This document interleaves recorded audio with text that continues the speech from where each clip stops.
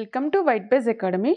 ఈరోజు super fast current అఫైర్స్లో మన first topic, భారతదేశానికి 52వ ప్రధాన న్యాయమూర్తిగా ఎవరు నియమితులయ్యారంటే బిఆర్ గవాయ్. ఇతను సంజీవ్ ఖన్నా స్థానంలో నియమితులు కానున్నారు.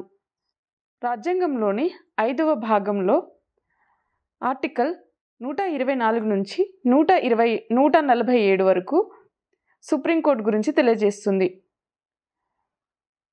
ఆర్టికల్ 124 ప్రకారం సుప్రీంకోర్టు ప్రధాన న్యాయమూర్తిని నియమించేది ఎవరు అంటే రాష్ట్రపతి. నెక్స్ట్ టాపిక్, 5వ ఏషియన్ యూత్ పారా గేమ్స్ 2025 ఎక్కడ జరగనున్నాయంటే దుబాయ్లో.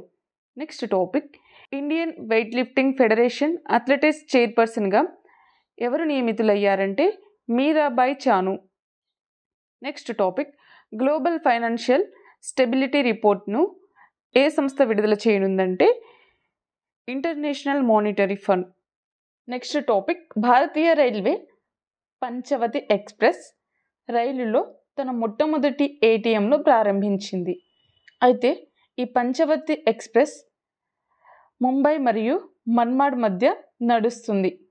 నెక్స్ట్ టాపిక్, 15వ హాకీ ఇండియా సీనియర్ పురుషుల జాతీయ ఛాంపియన్షిప్ 2025ను ఇటీవల ఏ రాష్ట్రం గెలుపొందిందంటే పంజాబ్ రాష్ట్రం. నెక్స్ట్ టాపిక్, ఇటీవల తమిళనాడు రాష్ట్రం కేంద్రం మరియు రాష్ట్రాల మధ్య సంబంధాలను పరిశీలించడానికి ఏ కమిటీని నియమించిందంటే కురియన్ జోసెఫ్ కమిటీ.